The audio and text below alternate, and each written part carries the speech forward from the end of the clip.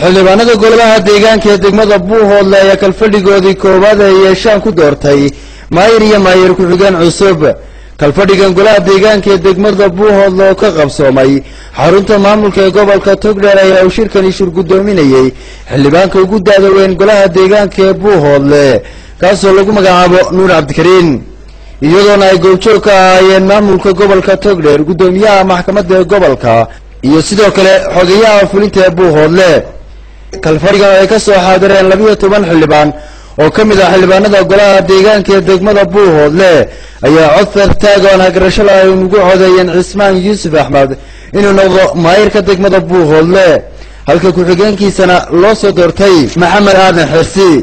gudoomiyaha gobolka Togdheer Axmed Cumar Xaaji Cabdullaahi Xamarji oo ka hadlayay kalfadhigan ayaa ku tilmaamay mid taariikhi ah oo markii ugu horeysay xildhibaanada golaha deegaanka ee degmada Buuhoodle ay si xorriyad isku doortaan isla markaana ay si xorriyad u doortaan maayir iyo maayir ku xigeen cusub. Buuhoodle oo Cismaan Yuusuf Axmed oo gudoomiyaha ku yahay maayir ku yahay odayga ku yahay maayir ku xigeen waxa idinku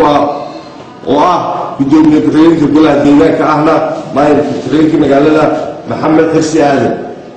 si hal dabala oo qof diidan lahayn intaan golaha deegaanka soo qabanayay waa labadii qof ee ugu faraha badnaa ee full majority qof loo diidinaayo yeelan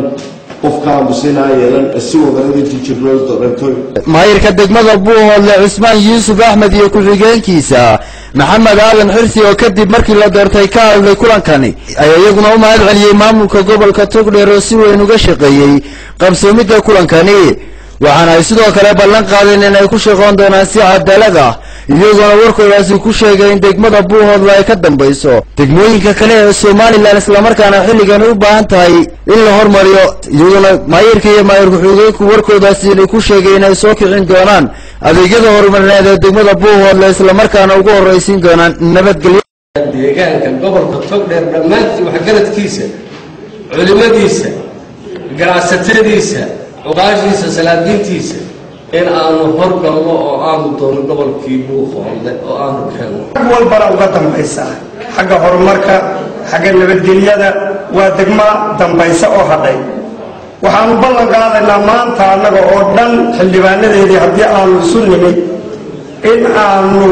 si mugle uga shaqayno oo u horumarino annagoo awoodda saarayna qaybta nabadgelyada. kalfadhigani oo kii ugu horeeyay yeeshaan xildhibaanada golaha deegaanka ee degmada Buuhoodle ayaa ku soo dhamaaday jawi wanaagsan iyo safgarad.